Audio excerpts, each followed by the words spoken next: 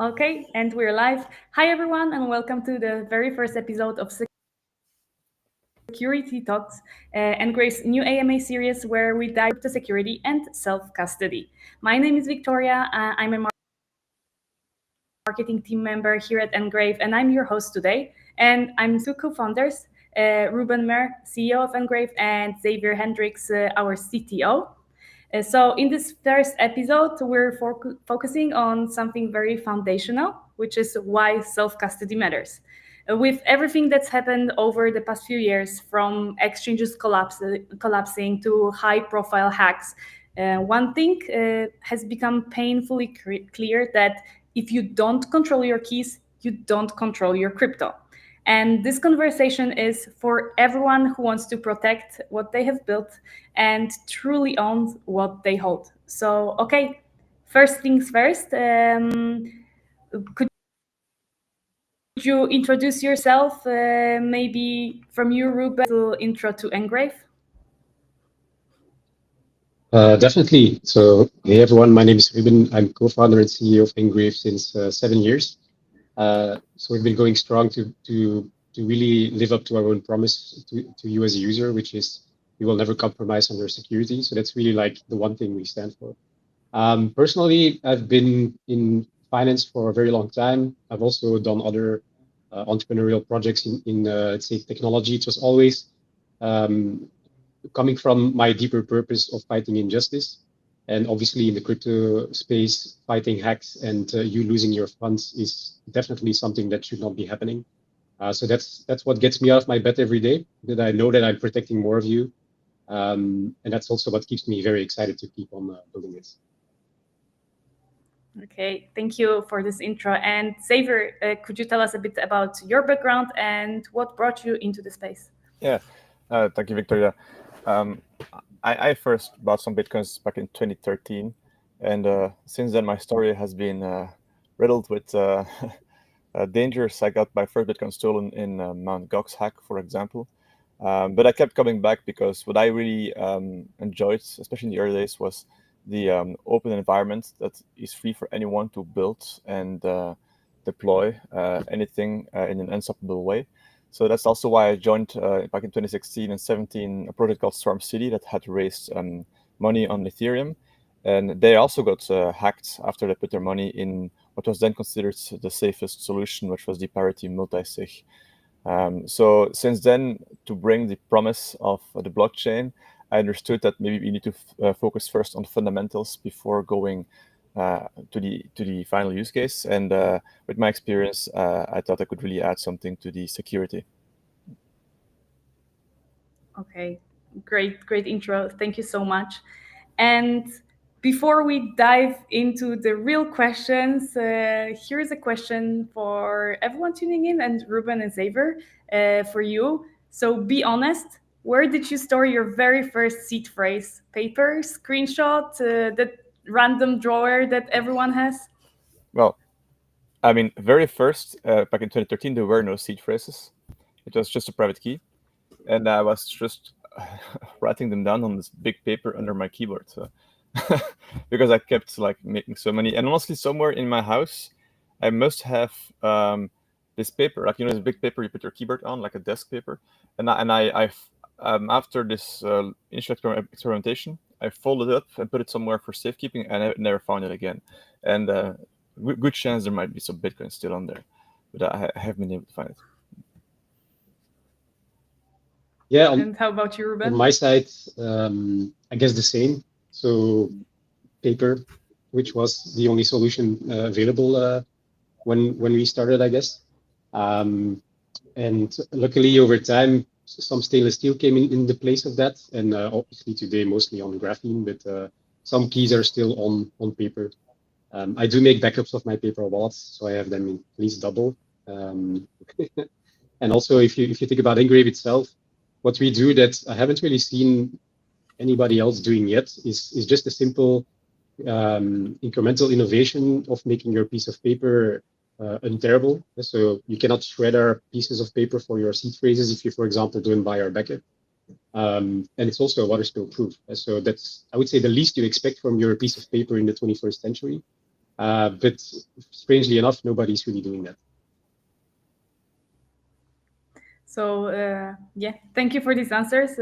We've all came a long way from the papers. Thanks again, and let's dive into the questions of this AMA series. And let's start with the basic. So, what exactly is self custody, and why is this concept so critical for like average crypto user? Uh, I can take that one.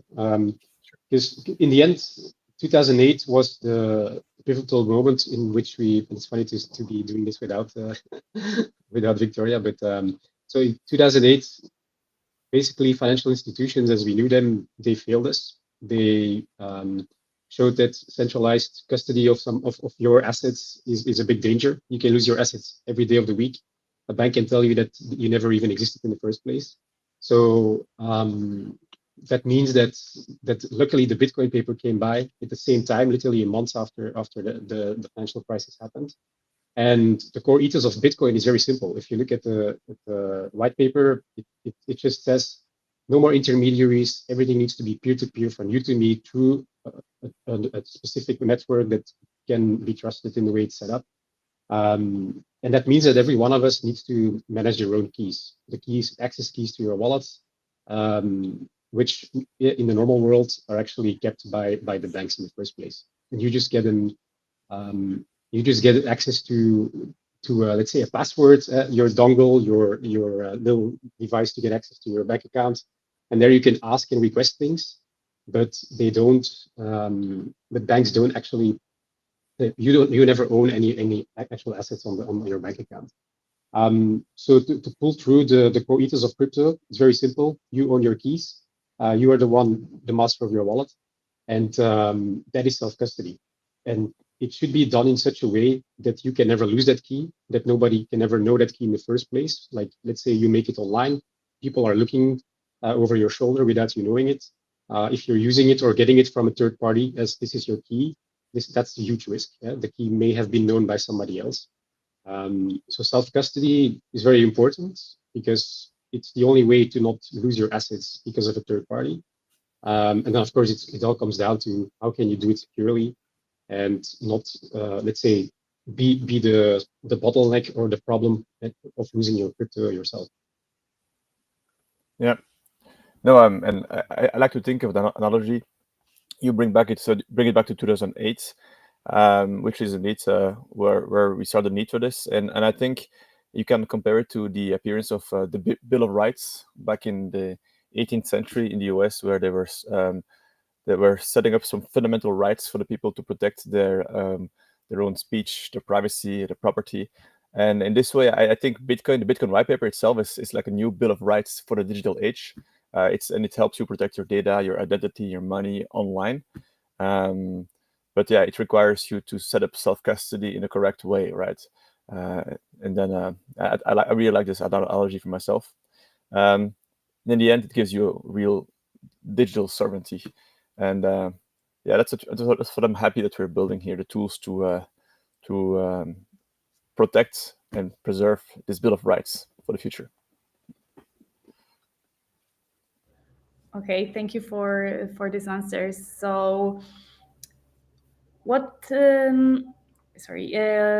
Why has self custody become so urgent in the past few years, and what key events push these conversations to like even more of the forefront? I can start here because I have like a long series of hacks that I was involved in initially. Not all my fault, but yeah, as people know, the famous one, the initial one that really set the tone was the Mount Gox one. That was a key moment in the history of space. But after that, many other hacks started appearing. Like I was also involved with the BTCE at the time, which because it wasn't even hacked, the owner was the site was seized by the government, but also put your funds at risk. And then there was Bittrex that got like hack concerns. It never was hacked, but money got blocked. Scared me too. So I had a lot of personal reasons to start losing trust and putting my money anywhere except in my own wallet. Now the space has become a bit better.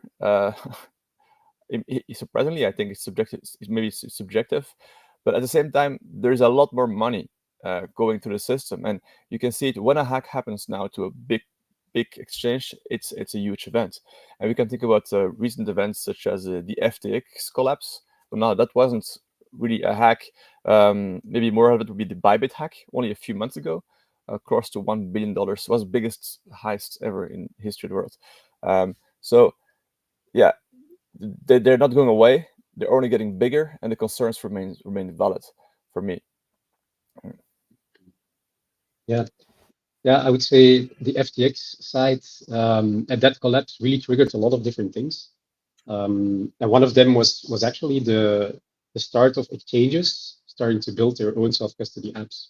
So they realized that there was a big outflow of exchanges and definitely a need for what you could call the new financial paradigm, where people should have the choice between giving their money to a third party and outsourcing it and keeping it easy for themselves and making it convenient, but also that they have the choice to self-custody their assets and really do it themselves. And I think that's a big difference to 10, 20 years ago, that now this new financial paradigm is really setting itself apart as you need to have that choice. And I think that's also what NGRAVE stands for, that we give that choice to the end user. And so FTX, what came out of it is that many of these exchanges realized this shift. And so they started building what they're good at, which is software platforms. And so they started building their own self-custody apps. And in 2025 February, you had OKX actually announcing or putting it out there that they have $30 billion on the exchange, and they already have $50 billion on the self-custody app. So if they would not have built that app where people have their own keys, then they would have lost billions of dollars out of their ecosystem. And it's very interesting because we also build self-custody apps, so that's something that we can bring to, let's say, retail banks going forward to keep them honest towards you, so that you can actually manage your own assets in your own way, but you do it maybe with a more trusted partner in the backend that's been around for many years, even though they can never access your funds, which is the core of the issue. And of course, the next step for, let's say, even an OKX is they probably will also have to offer cold wallets, because that's where the real self-custody happens, fully offline, fully in your power. And maybe in the near future, exchanges will have cold wallets as part of their full platform play. And we are obviously happy to help with that, because it fully underlines what's important, which is the core ethos of crypto is not an exchange.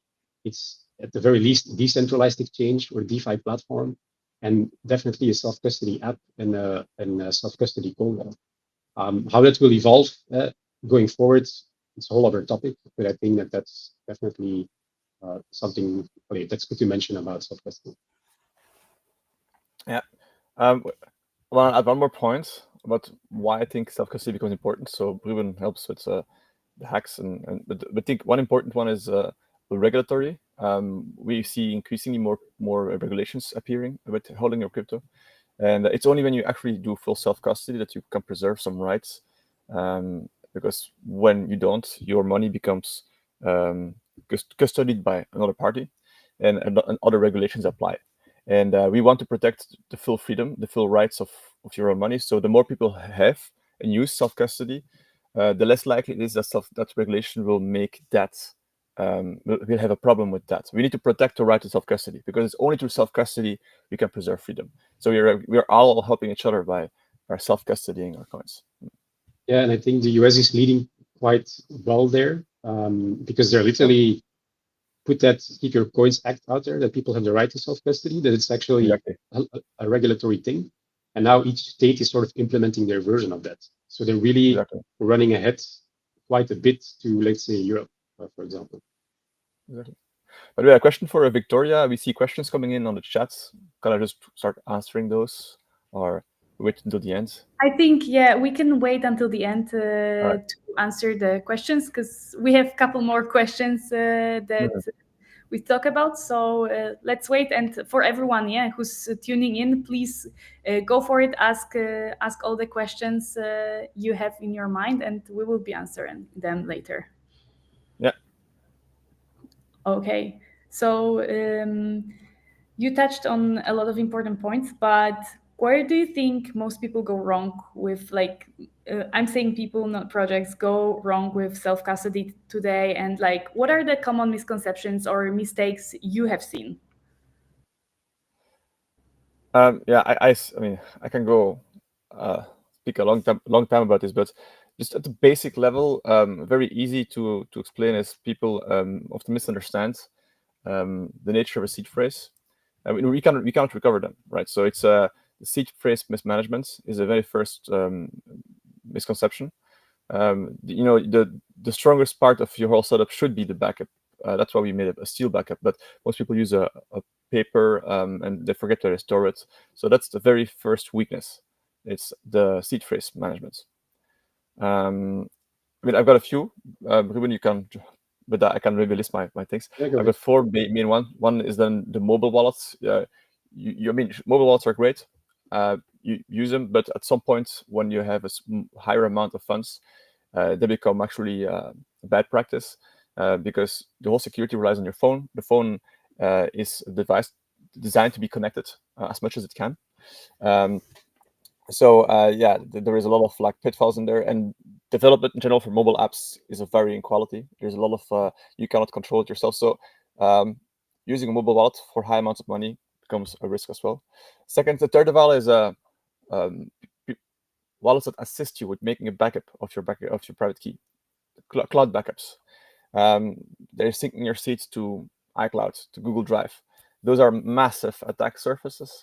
There's many reasons where this has been exploited. I think of even a service provider like LastPass, they stored people's secure notes online. Those notes were leaked, and hackers were able to brute force one by one access to seed phrases. So anywhere and any solution that puts your seed phrase, even encrypted, in an online cloud backup environment is an unnecessary risk. Yeah, and then finally, there are also wallets that give you a false sense of security, and that's a bit more complex to go in there. But there is many wallets trying to innovate with solutions, and that's great. But in general, you got to understand that many wallets, their solution is more shared custody, more on true self-custody. Think about NPC wallets where they have to co-sign with you. If their service goes offline, you lose access to your funds, right? That's also, but that's a bit more nuanced one. Yeah. Yeah, I would add that actually just like using first principles thinking and using your healthy farmer's brain, so to say, to just question things on the most superficial level is already a big problem. Like, for example, if you get a key from a hot wallet, then obviously you don't know where that key comes from. Has it been made by a very strong key generation process in the first place, or is it really like a very bad process that actually made that key? The provider of the wallet, maybe they have a database of all the keys they've ever made. You have no idea about that. So it's really just asking you these very simple questions that can save you a lot of trouble in the future. You also see that with NGRAVE, our key generation process literally covers every single possible point of attack or mismanagement. And it all comes from just asking these very simple questions. So if you get yourself a cold wallet where you put probably the largest amounts that you have, it's again the same question. How do I know that this key that is given to me has not been seen by somebody else, has not been intercepted by somebody who hacked my wallet before it arrived to my doorstep and was pre-programmed, but even by the manufacturer themselves. So there's so many questions, and many of them you can find them on our website, but you should ask when you decide to store a significant amount of value.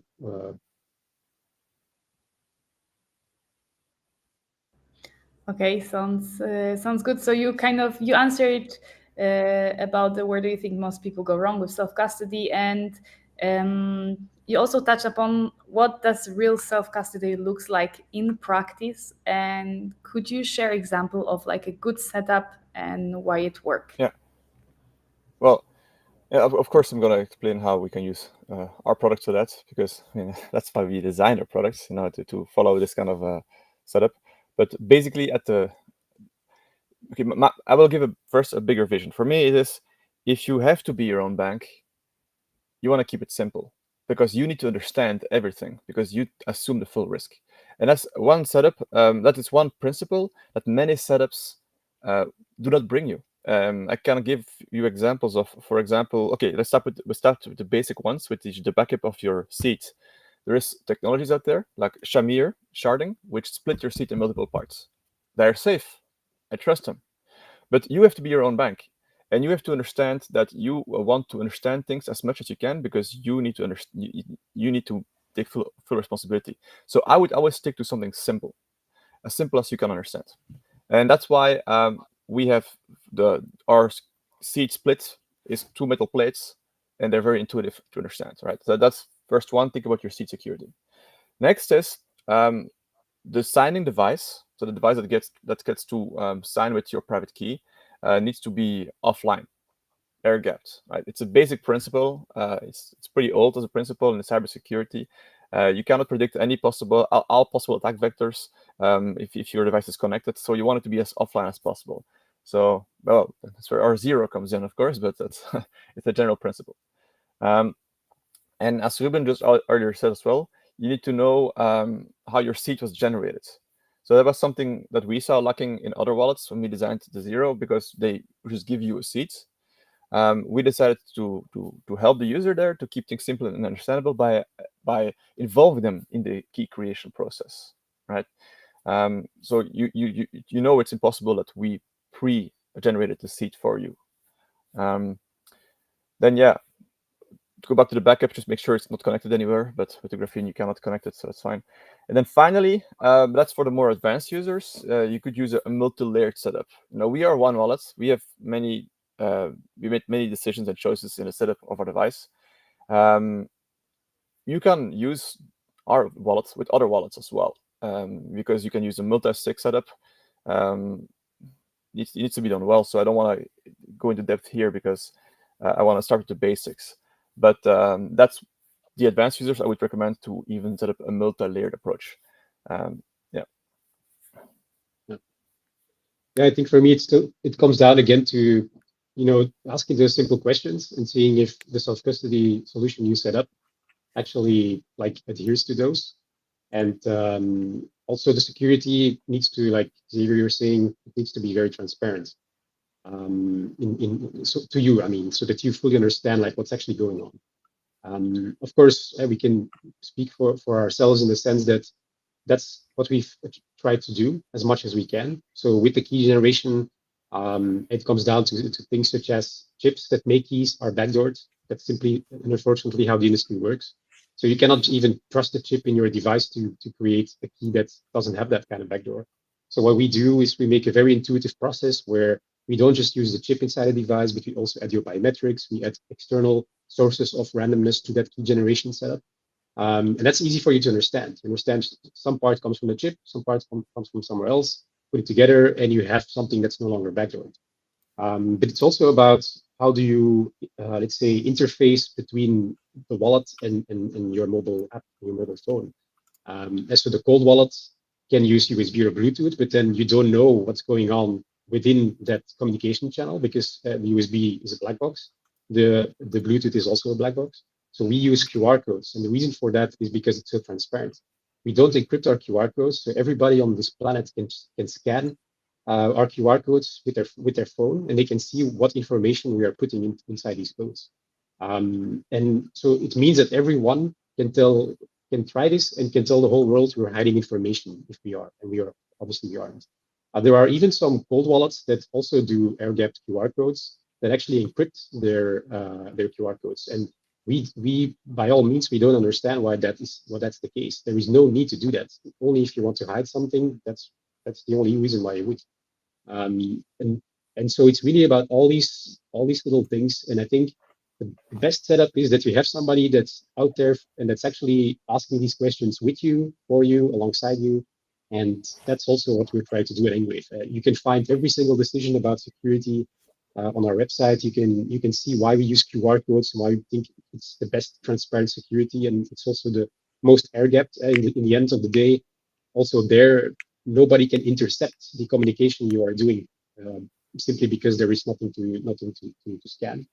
So yeah, obviously we can write whole books about what good self-custody looks like. And maybe one level higher, because that's a lot about cold storage as well. But it's just about how you set up the amounts. A small percentage should be online. There will be a percentage that you're trading with, but the most of your funds you are never really using them. You're trying just to keep them safe and away from prying eyes. And so you need to just have always a healthy combination set up between an exchange, a decentralized exchange, a hot wallet, a cold wallet. It's not one thing. Managing your crypto it's a full ecosystem of different use cases for which you have to manage your accounts.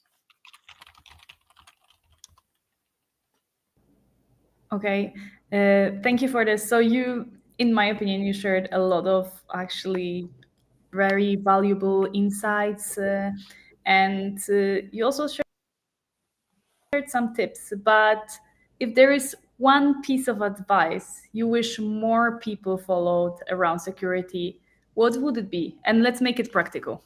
For me, I would say, like I said earlier, keep it simple, and I would really say go for a real understanding, and yeah, it's a general principle that helps me a lot, but especially in self custody. You really understand that if you don't have full control over recovery and signing, you're not in true self custody. And there is a lot of solutions out there that would trick you into thinking self custody. And yeah. So try to keep things simple and have a genuine understanding. I had one.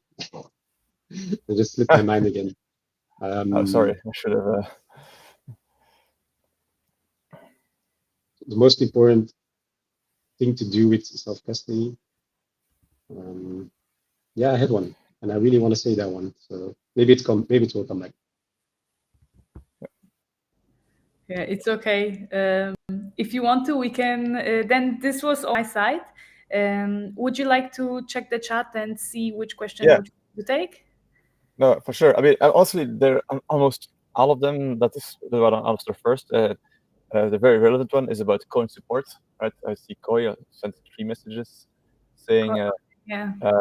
there is much cheaper wallets offering much more coins, and I get it. Honestly, so I want to answer that first. That's okay.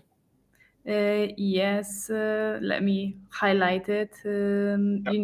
It's the second question from Koi, or like which? Or you can choose the last question or the second to last. It's the most clear. Okay. I guess. Second to last.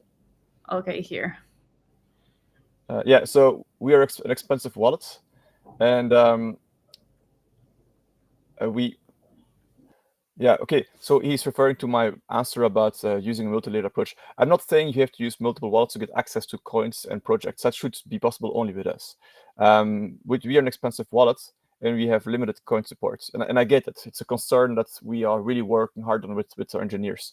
The reason it's expensive, our device, is not because of like features that you see, but it's about this inherent security. And it took a lot of work and effort to get there, right? That's what you're buying into. But we have been working for several years now, and I'm really excited that we are getting to a phase where we could start adding new coins. I hope soon. But then, even if we can technically, which we are really close to, we need to make a careful consideration of which coins we add. Because once we add a coin, and that's what you would expect of us, we have to provide support, like consistently of high quality, and not all the coins that appear good have a good infrastructure, right? That's very important to know, and those things impact on the quality that we can deliver for you. But for sure, we do like coin support. It has to be updated, and we work hard on that. And the price that we ask is really more about the fundamental security of our product, which is something we never compromise on. Yeah, when you buy an NGRAVE, you buy it because you're serious about the assets you're holding. So we're really a wallet for serious crypto investors, which typically means it's also for bigger wallets. Security, as you see it, we have the high security certifications in the world. We're still working on other ones. That's the most important thing for us. So that's really the idea of we never compromise on your security. Then obviously it's about how intuitive everything can be and how to make the impossible simple. How do you put the most secure technology into something that's actually a one tap, one swipe experience? So that's also NGRAVE.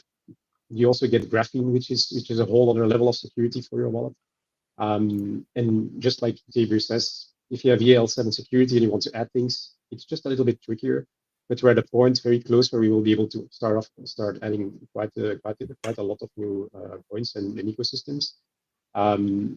So in the near future, this will be a non-issue. But today, I mean, you can already keep thousands of points on the wallet. So let's let that be clear as well. But indeed, if you want to have very, very exotic points, then maybe we are not a solution for you. So that's also something you should keep in mind. One of the ways we try to offer more features, see last year, was to add direct interoperability with EVM wallets like MetaMask and Rabi. So we co-authored the EIP on MetaMask, where since last year you can actually add a hardware wallet to MetaMask, and you can sync with QR codes, and that gives you full access to all EVM chains and all operations in all EVM chains, right? Good to keep that in mind. So you're not limited to EVM chains by our mobile app. You could go directly to MetaMask. We will add. So even if you have a 0 and we don't maybe do the coin support yet on our app, you can actually use MetaMask as instead of our app.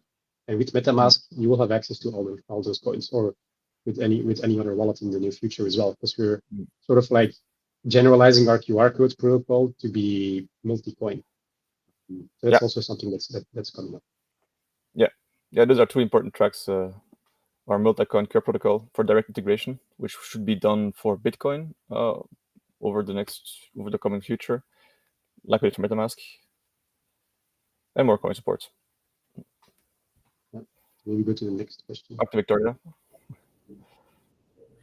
Thank you. So one more question from Zenith Ball. I mean, yeah, it's been more or less answered, but yeah, you can put it in there. It's a bit of a wider topic. Can we expect more integrations or partnerships with DeFi apps or layer 2s?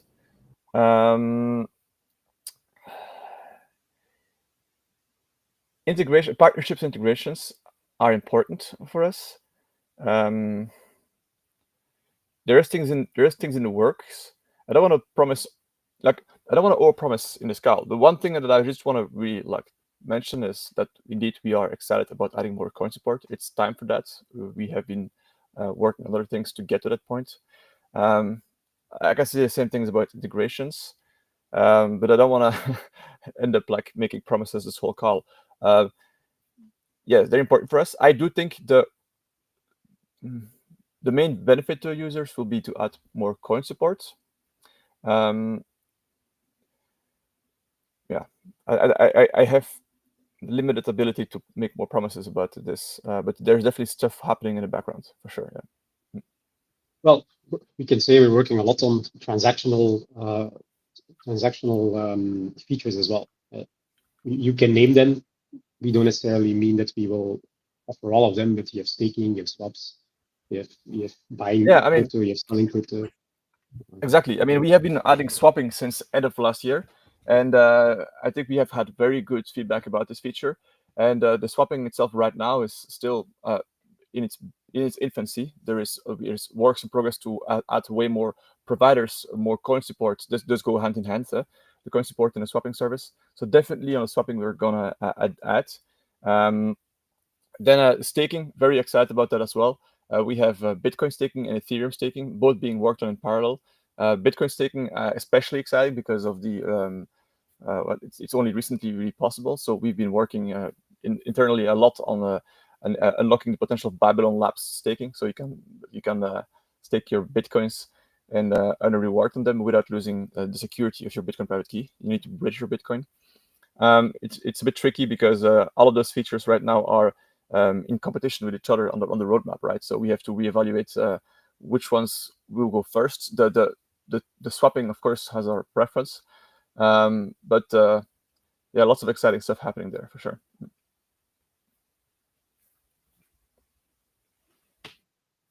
Okay, Thank you so much. So you dropped some alphas. That's I did. always what people love in the AMAs.